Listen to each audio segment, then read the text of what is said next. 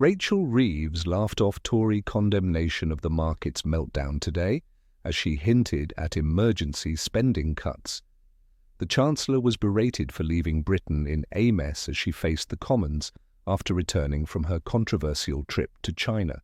Politicians queued up to demand answers on the extraordinary hammering the UK has been taking from traders, with the pound sliding against the US dollar and interest on government borrowing spiking.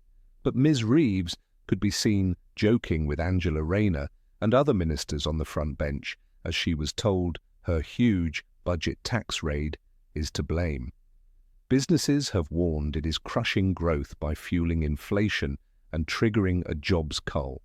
Economists say the government will almost certainly have to slash spending or push taxes even higher this year as a result.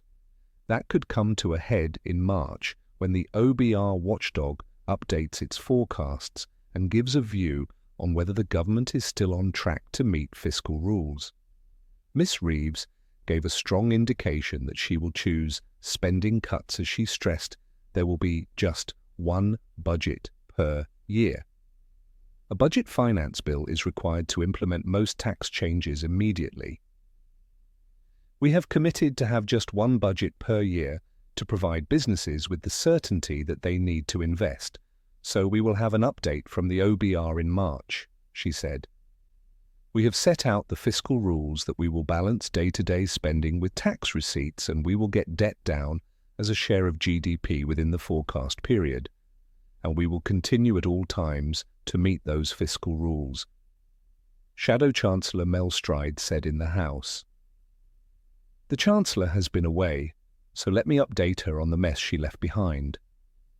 The pound has hit a 14-month low, government borrowing costs are at a 27-year high, growth has been killed, stone dead.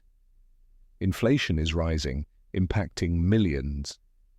Interest rates are staying higher for longer, and business confidence has fallen through the floor. The party opposite talked down the economy, the crippled businesses with colossal tax rises breaking all their promises. This is a crisis made in Downing Street, he added. While the government was losing control of the economy, where was the Chancellor? Ms. Reeves told MPs, "We have seen global economic uncertainty play out in the last week, but leadership is not about ducking these challenges, it is about rising to them. The economic headwinds that we face are a reminder that we should, indeed we must, go further and faster in our plan to kickstart economic growth."